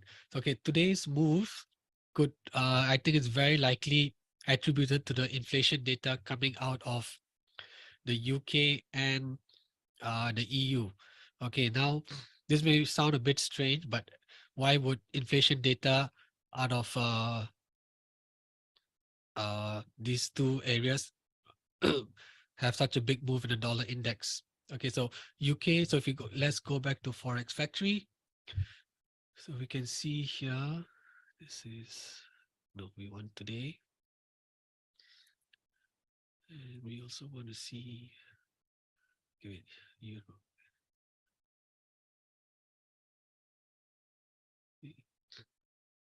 Although I have no idea why Forex Factory labels Eurozone CPI at a lower level than UK, but okay, nonetheless, what we can see here is for UK CPI and core headline CPI and core CPI on annualized basis, although they came in, headline CPI came in slightly lower than the previous month, it actually came in higher than forecast. So it didn't cool as much as estimates, and actually came in a little bit higher. And core CPI was actually in line with the previous month, but came in higher than estimates. So this points out that the UK, that inflation in the UK is not falling as quickly as it should, and it is actually, especially the core, is quite sticky. So this is what we mean is sticky. See, the core is not falling compared to the previous month, and is not falling as much as forecast as well. And similarly, in the Eurozone, we had the final readings for CPI and headline CPI as well. So everything actually came in line. So you can see that CPI has not fallen in the month of March on an annualized basis. So I think this has raised inflation fears coming out of Europe, and also together with the consumer inflation expectations from the US last week. I think this has caused another bid for the dollar index. And also we can see this price action being reflected in the performance of the US 10-year bond yield. So this is the 4-hour chart for the 10-year bond yield. So as you can see here, Friday 14th. Okay, so going back to last week, you could see bond yields rising again. So usually when bond yields rise quickly or as strongly as they did here, so you can see this 4-hour candle is a pretty big move. It usually means that dollar index is rising along with it. And similarly here, Monday, as well. Monday with a strong move in bond yields as well. And then after that, bond yields stepped out at about 3.6%. The move was exhausted. They fell, pulling down the dollar index with it. But here, together with the inflation data coming out of Europe, it appears that bond yields have risen strongly again, causing the dollar index to rise as well. Okay, so this is why it's quite important to track the 10-year government bond yields for the respective currencies or countries, and it's also important to track the bond yield differential between the currency pair that you're looking at. So I think this is why the move in dollar index came in very strongly this afternoon, or rather this, well, depend on where you are, right? If in Asia would have been late afternoon, if in Australia would have been early evening, and in Europe naturally it would have been in the morning, right? Yeah, so I think today's moves fundamentally seems to be resurgence in bond yields driven by inflation fears seeping back into the market. Right. Okay. So now, as you can see, now that price action for the dollar index has broken out of this first resistance, this would now probably be the immediate support here, right? This would probably be the immediate support. And also, okay, another thing to note that once price rebounded from here, and after seeing the next candle come down on the 17th of April, you could have done a Fibonacci retracement here as well. So let's just zoom in a little bit. Okay, so we have done the Fibonacci retracement here. I'll just oops, hang on, where is it? Okay, yeah. Let me just do all fibs so you can probably see it more clearly. Okay, so from this bottom here at 100.83 to this move here 102.24, and after the next candle started falling, you could have done a Fibonacci retracement here to see what were the next immediate support levels, right? So 23.6% would have been the next support level, which also, okay, just an individual support level, but you can see that it also, does it line up with anything? No, okay, it's sort of, you could say it's sort of close to what was previously the resistance level, but it actually broke through that, and actually price respected the 38.2 retracement levels over over a day, right? So you can see price has found support here, and then finally it has bounced, moved up as bond yields are rising, and as inflation fears looks to have re-emerge into the markets. Right, so this is how we can also use Fibonacci to identify support and resistance levels as well. Okay, so I will go back to this. So here I'm just showing the 50% retracement, and you can also see the 38. So if 38 had been broken, the next level we would have looked at would have been the 50% Fibonacci retracement level, which also lines up as an overlapping support here, because you see price consolidated at about 101.5 in middle of April. It also consolidated around this level at early April as well. And then also, if you zoom out, it goes all the way back to the February low on the third. So this is how we use overlapping support and resistance levels to identify major, I guess, barriers for price, and we could also use it in conjunction with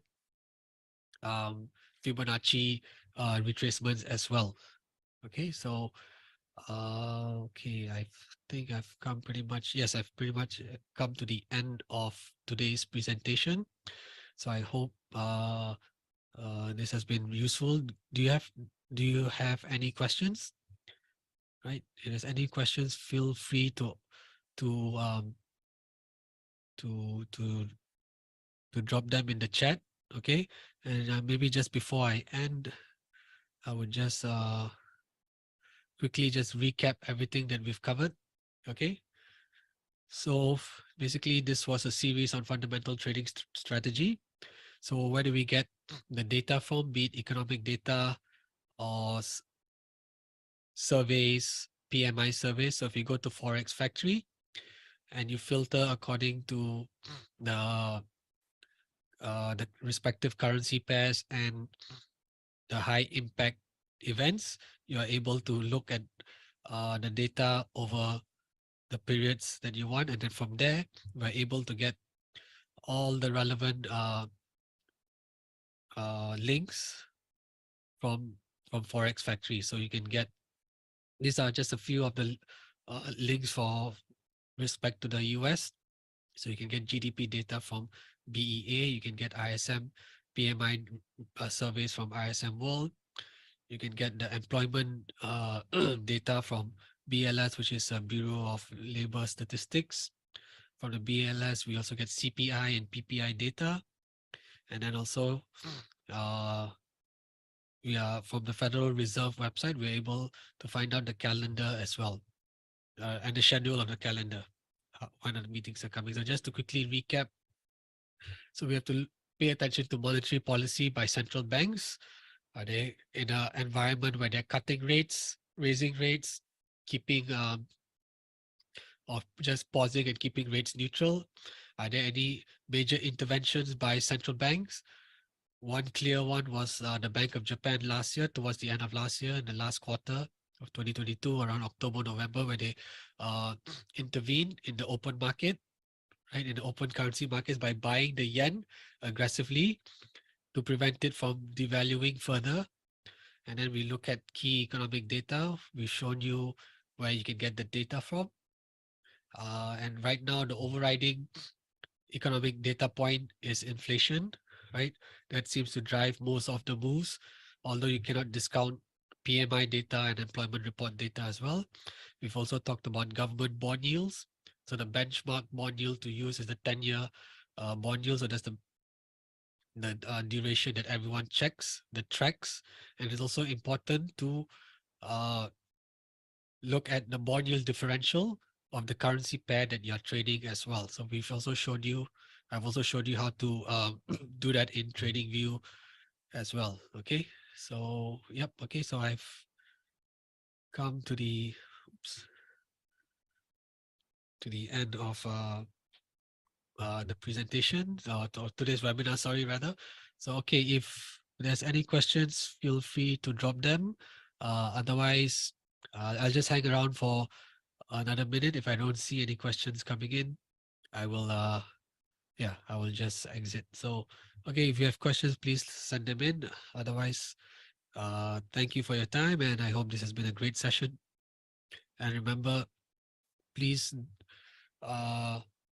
perform all due diligence prior to putting on any trades, and any information in this webinar is purely for educational purposes. All right. Okay. Thank you, everyone. Have a great day and have a great second half of the trading week. Okay. Take care, guys.